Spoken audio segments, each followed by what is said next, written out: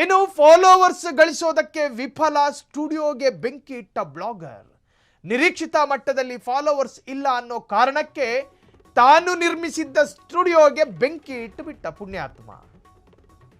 YouTube channel ಮಾಡ್ಕೊಂಡಿದ್ನಂತೆ.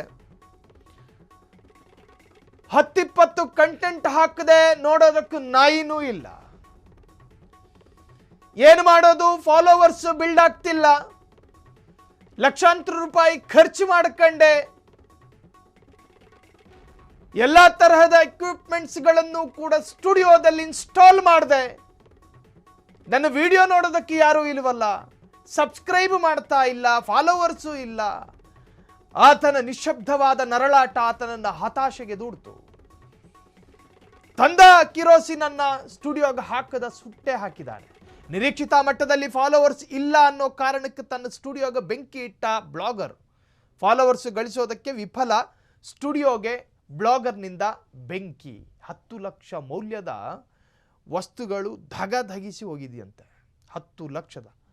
ಇದು ನಡೆದಿರುವಂತಹದ್ದು ಜಾರ್ಖಂಡದಲ್ಲಿ. ಜಾರ್ಖಂಡ್ ಮೂಲದ ಗ್ರಾಮದವನಾದ 27 ವರ್ಷದ ಯುವಕ ಹತಾಶೆಗೆ ಸ್ಟುಡಿಯೋವನ್ನು ಸುಟ್ಟು ಕರಕಲು ಮಾಡಿದ್ದಾನೆ. ನೋಡಿ, ಯುವ ಪಡೆ ಇತ್ತೀಚೆಗೆ ಎಲ್ಲರೂ ಕೂಡ ಡಿಜಿಟಲ್ ಮೊರೆ ಹೋಗಿದ್ದಾರೆ. ಏನೋ ಒಂದು ಮಾಡಬೇಕು, ಏನೋ ಒಂದು ಸಾಧಿಸಬೇಕು. ಎಂತೆಂಥವರೋ ಎಲ್ಲೆಲ್ಲೋ ಹೋಗಿ ಏನೇನೋ ಸಾಧನೆ ಮಾಡಿದ್ದಾರೆ ಈ ಯೂಟ್ಯೂಬ್ಗಳಲ್ಲಿ. ನಾವ್ಯಾಕೆ ಮಾಡೋದಕ್ಕೆ ಸಾಧ್ಯ ಇಲ್ಲ ಅಂಥೇಳಿ ಕೆಲವರು ಈ ಚಾನಲ್ಲು ಮತ್ತೊಂದು ಮಗದೊಂದು ಓಪನ್ ಮಾಡ್ಕೊತಾರೆ.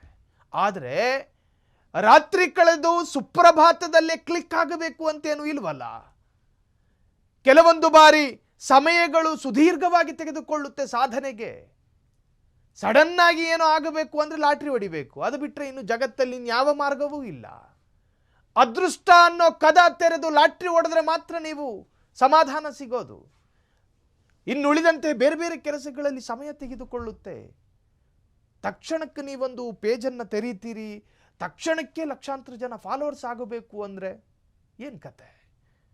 ಇದು ಇನ್ನುಳಿದ ಹುಡುಗರಿಗೆ ಇದು ಪ್ರೇರಣೆ ಆಗಬಾರದು.